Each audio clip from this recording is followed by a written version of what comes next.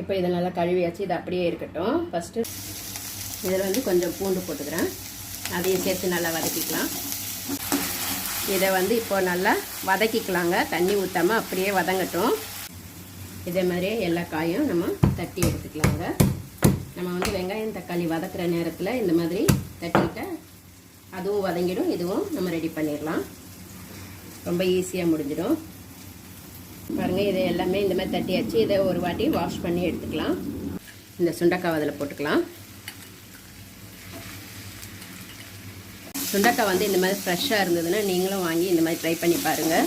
சுண்டைக்காய் வந்து நம்மளுக்கு அவ்வளவும் உடம்புக்கு நல்லதுங்க. இது வாய் புண்ணு, வயிற்று புண்ணு எல்லாத்துக்குமே நல்லா ஆற்றும். கொஞ்சமாக மஞ்சத்தூள் போட்டிருக்கோங்க. இதை அப்படியே மூடி போட்டு வேகட்டும். புளி ஊற்றிட்டு இதில் வந்து நம்ம மிளகாத்தூள் எல்லாமே போட்டுக்கலாம். நான் வந்து இந்த ஸ்பூனில் வந்து ஒரு 3 ஸ்பூனு மிளகாத்தூள் போட்டுக்கிறேங்க. உங்களுக்கு காரத்துக்கு தகுந்த மாதிரி நீங்கள் போட்டுக்கலாம். தேவையான கல்லுப்பு போட்டுக்கிறேன். போட்டுக்கிட்டு இதில் வந்து நம்மளுக்கு தேவையான அளவு தண்ணி ஊற்றிக்கலாங்க.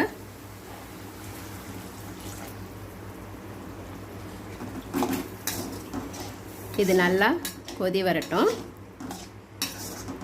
பாருங்கள், நம்மளுக்கு குழம்பு ரெடி ஆயிடுச்சு. எண்ணெய் தனியாக குழம்பு தனியாக பிரிஞ்சு வந்துடுச்சு. அப்போது இந்த அளவுக்கு திக்கானதும் நம்ம ஸ்டவ் ஆஃப் பண்ணிக்கலாம்.